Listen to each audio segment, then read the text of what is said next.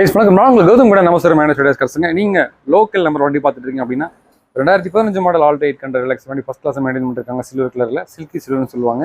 So 2015 TN42 Trichy number sorry Tiruppur நம்பருங்க. ஒரே owner வண்டி தெளிவாக மெயின்டைன் பண்ணிருக்காங்க. எந்த விதமான ரீப்ளேஸ்மெண்ட் இருக்காதுங்க. அருமையாக இருக்குது. வெறும் 72,000 கிலோமீட்டர் வண்டி பறிக்க விட்டுருவானா இருக்குங்க. 4 டயருமே நல்லா இருக்குது.